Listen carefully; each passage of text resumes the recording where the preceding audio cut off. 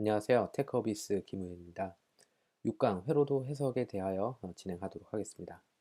회로도를 해석하기 위해서 알튬에서는 엑스스파이스라는 엔진을 가지고 있는데요. 이 엔진에 대하여 어떻게 사용하는지, 그리고 해석의 종류와 실행하는 방법은 어떻게 되는지를 알아보도록 하겠습니다. 시뮬레이션을 진행하기 위해서는 먼저 디자인 메뉴의 시뮬레이션 메뉴에서 시뮬레이션을 진행을 하는데, 저 같은 경우는 지금 시뮬레이션 모듈이 설치가 되어 있지 않아서 메뉴가 보이지 않는 것을 보실 수가 있습니다. 이런 분들은 오른쪽 상단에 사람 모양을 먼저 눌러주시고요. 그리고 Extension and Update라는 메뉴를 눌러줍니다. 네, 지금 보시는 화면이 Extension and Update입니다. 네, 여기에 보시면은 Installed라는 부분이 있는데, 여기에 시뮬레이션이 설치가 아직 안 되어 있는 걸 보실 수가 있습니다. Purchased라는 것을 눌러주시고요. 그리고 Mixed Simulation을 클릭을 해줍니다. 네, 이게 이제 시뮬레이션 모듈이 됩니다. Installed 명령을 눌러주시면 설치 작업이 진행이 됩니다.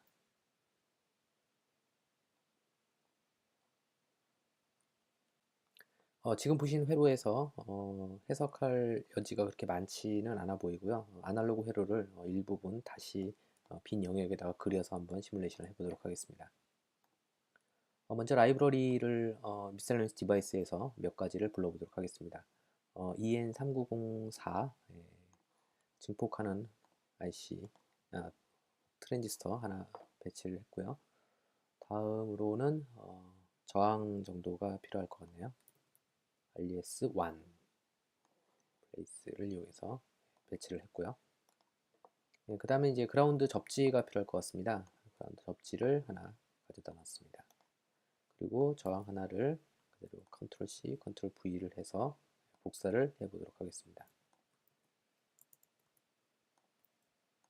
그리고 전원을 연결을 해줘야 되는데요. 여기에서 이제 라이브러리가 좀 필요한 게 있습니다.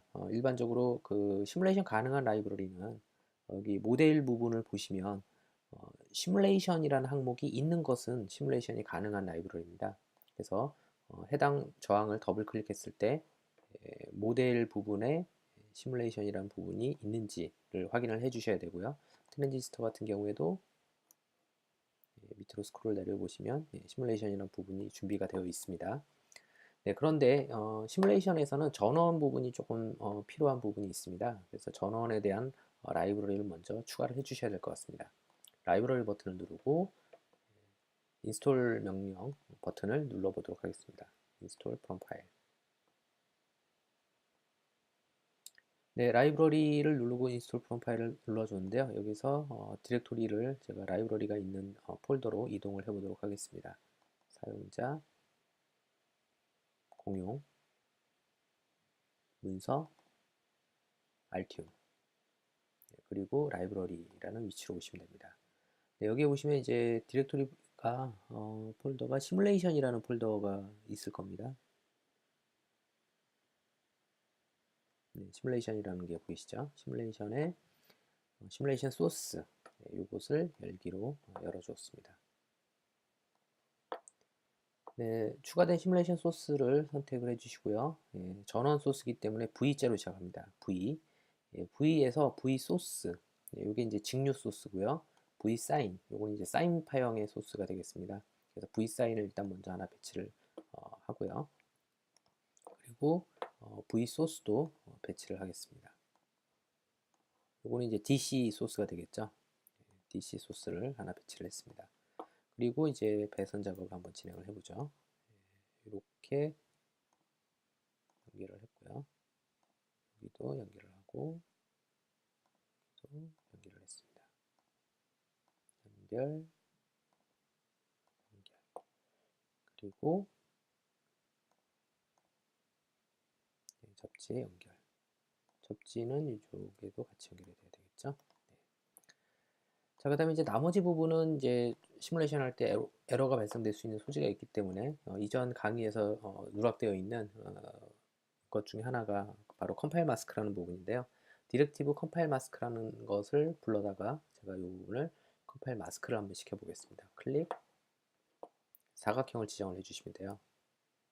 이렇게 클릭, 그리고 여기서부터 또 클릭, 클릭. 네.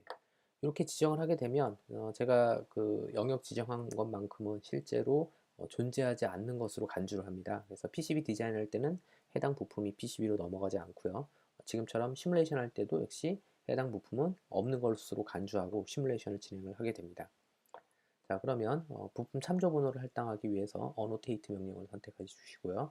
그 다음에 annotate schematic 이라는 명령을 눌러서 부품 참조 번호를 할당을 해줬습니다. 자, 그 다음에 여기 보시면 이제 저항값이 있는데요. 저항값은 얘가 한 10kg 정도의 저항값을 갖는 게 해석하기 딱 좋을 것 같습니다. 그리고 이제 이 부분에 넷 라벨이 하나 필요한데요. place 넷 라벨 PN자를 눌러서 넷 라벨을 불러왔습니다. 넷 라벨의 이 부분을 네트를 아웃으로 지정을 해서 여기다가 지정을 해줬습니다. 다음으로 진행할 것은 전원에 대한 설정을 진행을 해보도록 하겠습니다. 먼저 V1 소스입니다. V1 소스 같은 경우에는 파라미터 탭을 선택을 하시면 전압을 여기서 사용자가 입력을 하실 수 있습니다. 12라고 12V로 입력을 했고요. 다음으로는 이제 사인 입력이 되겠는데요. 사인 입력은 더블 클릭해서 파라미터를 보시면 항목이 없는 걸 보실 수가 있는데요. 다시 제너럴로 돌아와서 하단에 보시면 모델스라는 부분이 있습니다. 여기에서 vSign 시뮬레이션 모델이 보이시죠? 여기서 연필 모양을 눌러줍니다. 이게 편집 명령입니다. 연필 모양을 눌러주시면 보시는 것과 같이 다이alog 박스가 나타납니다. 여기서 파라미터 탭을 선택하시고요. 여기에다가 디테일한 파라미터를 입력하실 수가 있겠죠. 주파수를 입력하는 부분이 프리퀀시라고 보이고요. 앰플리튜드 이 부분은 전압값을 입력을 하실 수가 있습니다. 옵셋 전압이 있는 경우에는 옵셋을 입력해 줄 수 있고요. 그리고 위상을 주시는 경우에는 위상값, 딜레이 값 이런 것들을 사용자가 주실 수가 있습니다. 자, 뭐 간단하게 되어 있으니까 한번 시뮬레이션을 진행하고 파형을 한번 보도록 하겠습니다. 디자인, 시뮬레이트, 믹스드 심. 믹스드 심에서 여러 가지 옵션이 있는데 그 중에 저희는 과도 해석인 트랜전트 어널리시스를 진행을 해보도록 하겠습니다. 트랜전트 어널리시스에서는 시간축으로 해석을 하게 되는데요. 마치 여러분들이 실험실에서 오실로스코프로 파형을 측정하는 것과 동일한 환경이라고 보시면 될 것 같아요. 전원이 투입되는 시간부터 일정 시간가량 가량 해석을 하는 옵션이 되겠죠. 여기에서 지금 보시면은 디폴트 사이클 디스플레이드가 있는데요. 5개의 주기만큼 시간을 계산을 해주겠다는 겁니다. 5개의 주기라고 하면 여기에서 V사인이라는 주파수가 1kHz로 설정이 되어 있으니까 1kHz의 파형 5칸이 보일 수 있도록 시간이 자동적으로 설정이 되고요. 그 다음에 하나의 주기를 50등분으로 나눠서 실제로 연산 작업을 진행을 해서 화면에 보여주는 그런 옵션이 되겠습니다. 오케이. 진행을 하시면 파형이 이렇게 시뮬레이션 되는 것을 보실 수가 있습니다. 출력된 파형의 그 개수를 보시면 지금 주기가 총 5개가 화면에 디스플레이 되어 있습니다. 저희가 과도 해석 옵션에서 사이클을 5개로 입력했기 때문이죠. 지금 파형이 좀 축소되어 있는 상태이기 때문에 구체적으로 잘 안 보입니다. 그래서 이거를 마우스 오른쪽 버튼을 누르시고 다큐멘트 옵션이라는 메뉴를 더 선택하신 다음에 다큐멘트 옵션 다이얼로그 박스 맨 오른쪽 하단에 보시면 넘버 오브 플롯 비저블이라는 부분이 있습니다. 여기가 디폴트 값 all로 되어 있는데 이것을 1로 변경을 하시면 이렇게 전체적인 뷰로 볼 수 있도록 화면이 바뀝니다. 언제든 그 보여지는 웨이브 차트를 개수를 사용자가 원하는 개수로 변경할 수 있고 최대 디테일하게 볼 수 있는 것은 4개까지를 동시에 보실 수 있습니다. 자, 지금 왼쪽에 보시면 그 심데이터라는 패널이 하나 보이시죠? 이 심데이터라는 패널이 바로 시뮬레이션을 좀 더 쉽게 검토할 수 있도록 지원되는 창입니다. Shift 키를 누르고 심데이터를 끄집어낸 다음에 이것을 다시 분리가 안 됐네요. Shift 키를 누른 상태로 드래그 분리가 됐죠. 다시 드래그해서 전면 로 도킹을 시켰고요. 다시 전체를 잡아서 왼쪽에다가 고정을 시켰습니다. 지금 보시면은 이 보여지는 빨간색 파형은 아웃풋에 대한 노드입니다. 실제로 이제 인풋에 대한 노드는 보이지 않고 있는데 이 인풋에 대한 노드를 찾고자 하면 인풋에 대한 넷네임을 사전에 부여를 하시면 되겠죠. 넷네임을 선택하고 add wave to plot 이라는 명령을 누르면 됩니다. 나머지 기타 네트들은 실제로 이제 사용자가 부여하지 않은 네트들의 이름을 랜덤하게 매겨서 이렇게 입력이 되어 있는 것들이고요. 부품에 레퍼런스 번호랑 동일한 것들이 있습니다. 디자이네이터죠. R1I가 있고요. R1P가 있습니다. I는 그 해당 소자에 흐르는 전류값을 나타내는 게 I고요. P는 전력값을 나타내는 게 P가 됩니다. Q1 트랜지스터 같은 경우에는 이제 전류도 에미터 베이스 컬렉터에 따라서 B, C, E로 이렇게 나눠져 있는 걸 보실 수가 있겠죠. Q1에 컬렉터에 흐르는 전류를 보고 싶다. 이렇게 하면 컬렉터에 흐르는 전류 값을 보실 수가 있습니다. 자, 여기서 제가 파형을 좀 더 디테일하게 보기 위해서 파형을 선택하고 다시 한번 누르면 선택이 해제됩니다. 선택하고 마우스 오른쪽 버튼 누른 다음에 커서 A. 그러면 지금 보시면 빨간색 커서가 하나 나오죠. 그리고 이쪽에 보시면 메이저먼트 커서에 그 A 아웃풋이라고 나옵니다.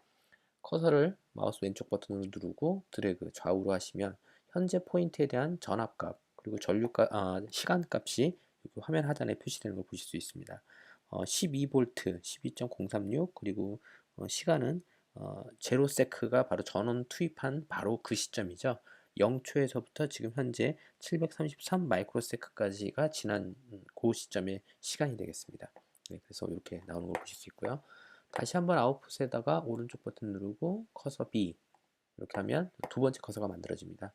커서 B를 또 옮겨 보시면 네, 이렇게 A, B가 나오게 되고요. 각각에 대한 값들이 화면 하단에 나옵니다. 또한 이 A, B에 대한 그 차이 값도 같이 디스플레이가 됩니다. B와 A의 시간차가 얼마인지 그리고 전압값의 차이는 얼마인지 이런 것들을 전부 다 계산을 해서 여기에 표시를 하게 되는 것이죠. 이번에는 input이라는 그 넷 라벨을 하나 더 추가를 해보도록 하겠습니다. place 넷 라벨이라는 명령을 누르고요. 보시는 것과 같이 입력 쪽 vsign이라는 입력 쪽에 in이라는 넷 라벨을 하나 추가로 넣어 주었습니다.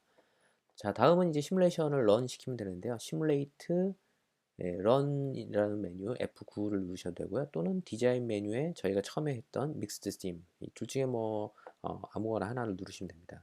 또 한 가지 시뮬레이션을 진행하시다가 혹시나 오류가 나실 수도 있는데 시트 2에 보시면은 이전에 혹시 그 컴파일 마스크를 안 하신 블럭이 있으면 그것도 역시 컴파일 마스크를 꼭 해주셔야만 오류가 발생되지 않습니다. 디자인 시뮬레이트 믹스드 심 자, 이렇게 누르시게 되면 이렇게 나오고요. in이라는 네트 라벨이 추가가 되어 있습니다. 혹시 이쪽에 안 보이시는 분들은 이쪽 왼쪽에서 in을 선택하시고 오른쪽으로 넘겨주시면 됩니다. 오케이. 시뮬레이션을 진행을 쭉 하게 되고요. 네, 진행되는 화면이 이렇게 나타나게 되겠죠. 자, 여기에서 보시면 제가 요거는 미리 추가를 해 놓은 건데요. 여러분들은 이게 추가가 안 돼 있을 수 있습니다. 오른쪽 리무브 웨이브 안 돼 있으신 분들은 여기에서 in을 선택하시고 add wave to plot 눌러주시면 되겠죠. 불필요한 Q1은 빼보겠습니다. remove wave. 네. 그러면 입력과 출력에 대한 파형이 둘 다 이렇게 보이는 걸 보실 수가 있는데요. 네, 회로 진행 상태를 보시면 입력에 대한 파형이 이렇게 사인 파형으로 쭉 들어오고 5개, 출력도 역시 5개가 쭉 나오죠. 출력이 턴 온 되는 시간이 여기 입력 부분에 이 부분 전압이 한 0.6V 이상 되는 부분에서 턴 온이 되고 다시 0.6V 이하로 떨어지면 턴 오프가 되고 해서 TR의 스위칭 역할을 진행하는 것을 쭉 시뮬레이션으로 확인해 보실 수가 있겠죠. 네, 그 부가적인 이제 기능들이 좀 많이 있는데요. 여기에서 이제 메뉴에 보시면 Create FFT 차트라는 부분도 있습니다. FFT Fast Fourier Transformation이 되겠죠. 네. 아까 보셨던 그 차트 화면 하단에 트랜전트 어널시스 여기에서 지금 아웃풋이라는 노드에 보시면 주파수 성분이 여러 가지로 이렇게 노이즈가 들어가 있는데요. 그 노이즈에 대한 주파수 성분을 비교를 했더니 보시는 것과 같이 이렇게 어떤 주파수에서 해당 노이즈가 많이 검출됐는지 이런 것들도 FFT 차트로 여러분들이 확인해 보실 수가 있습니다. 다음으로는 파형의 연산 작업도 진행을 하실 수가 있습니다. 웨이브라는 명령을 누르고요. add wave를 눌러줬습니다. 왼쪽에서 보이시는 창보다는 조금 더 디테일한 내용이 나오는데 바로 오른쪽에 그 함수들을 여러 가지로 제공을 하고 있습니다. 사칙 연산부터 시작해서 뭐 여러 가지 수학 함수들, 사인, 코사인, 기타 등등을 제공을 하고 있죠.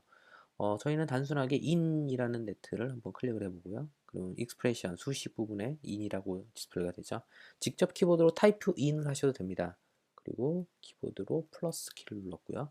그리고 out을 눌렀습니다. 그러면 in 플러스 out이라는 공식이 하나 만들어지고 이것의 표시 이름은 my wave, 이름은 굳이 안 주셔도 되고요. 이름을 안 주시게 되면 이 수식 그대로 표시가 됩니다. create. 자, 그러면 mywave라는 파형이 이렇게 만들어진 걸 보실 수가 있겠죠. 입력과 아웃 출력이 결합되어 있는 더해진 형태의 파형을 이렇게 만드실 수가 있습니다. 자, 이렇게 이제 만들어진 파형이 있는데요. 이 파형을 이제 또 여러 가지 형태로 사용자가 저장을 하실 수가 있습니다. 먼저 툴이라는 메뉴에서 copy to clipboard라는 명령을 눌러줍니다. 네, 그러면 현재 이 파형이 클립보드로 복사가 됩니다. 네, 복사된 파형을 한번 다른 소프트웨어에서 불러보도록 하죠. 엑셀을 띄웠습니다. 네, 엑셀에서 사용자가 컨트롤 V 키를 누르게 되면 아까 복사하셨던 파형이 이렇게 쭉 그림처럼 나타나게 되겠죠. 이 파형은 단순하게 그림은 아닙니다. 그림은 아니고 이게 OLE 객체로 되어 있기 때문에 사용자가 벡터 형식 그대로 편집 작업을 진행하실 수가 있습니다. 예를 들어 가지고 선택하시고 오른쪽 버튼 누르신 다음에 그룹, 언그룹을 눌러 주시게 되면 객체 그룹이 파괴가 되면서 사용자가 여기에 있는 모든 그 엘리먼트 요소를 다 선택을 하실 수가 있어요. 여기 있는 뭐 이런 형태의 라인이라든지 이런 것들을 사용자가 편집 작업을 진행을 하실 수가 있습니다. 삭제, 뭐 색상 변경, 위치 이동 이런 것들이 다 가능한 형태가 되겠죠.